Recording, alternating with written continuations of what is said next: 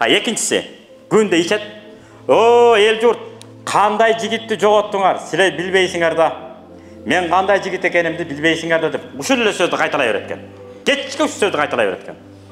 Анан кийин күндөрдүн биринде баягы үн чыкпай калды. Имам Азам кечинде 40 жыл туугандар. 40 жыл куфтандагы дараты менен багымдатып окуган. Бул деген сөз түнү менен уктаган эмес деген сөз.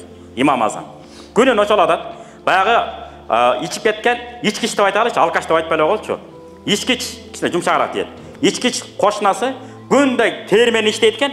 Өз ичкичтерди көбүн карасаңыздар, илимпоз, акылман, даанышман болот, көбү түбү нар жагы. Анан биракка келип анан ичип кетип атпайбы? Жана омбу-домбулар барга, орто зарлар. Булар жүрө берет экен биз. Бияга болбосо тияга эчтек болбойт депчи. Өтө акылдуулар ар бир нерсеге көңүл бура берип, нервин иштете берип, нервичилик анан кийин алат экен, бастырат экен дана. Көбү ушундай экен. Ошон үчүн ичкен адамдар жаман көрбөш керек. Алар бүт акылдуулар көбү. Кызыл диплом менен бүткөндөр көбү. Ошо жакшы тилин табыш керек алардын. Анан ошентип анан кечинде иштейт, тери менен кап-сап, жанагындай төшөк-мөшөк көнчүлүк кылат экен да, тери менен иштейт экен. Анан кечинде тапкан акчасын ичип коюп, жанагын ырдап отура берет экен. Анан кийин баягы ырдайт болуш керек, мен намазыма кире берейин дейт. Намазын окуйт, жок. Экинчи күн намазын окуйт, баягы үн жок. Рас болуптур эме таңгыр, бирдеке болгон окшойт дешибиз мүмкүн да биз.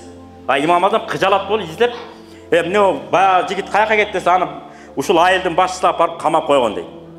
Десе, артынан издеп барыптыр. Эмне кылдыңар муну десе, штраф болсо мен төлөмдөр болсо, айыптар болсо мен төлөйм. Десе, ал айтат, уялып кетет да тигил.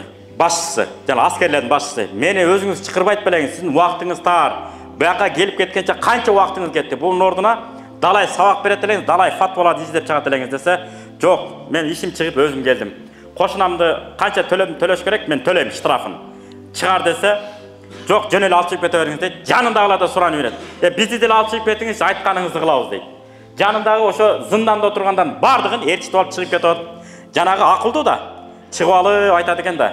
Имам Азам, менден кутулганыңызга сүйүнгөн жоксузбу дейт. Мен ичкич болсом, күндө айыл элдин баарын тычын алсам, жашнакай ырдаса да мейли го. Баягы эле бир сабын кайталап ырдай берет. Эл журт, кандай жигитти жоготтуңар, мени билбейсиңер деп ушуну айта берет экен.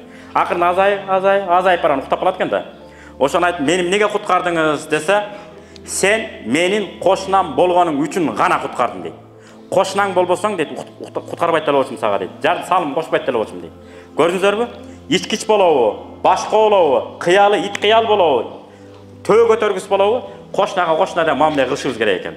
Ошон үчүн пайгамбарыбыз айтат, кошунаң еврей болсо да эмне дейт пайгамбарыбыз? Сыйла кыла деген.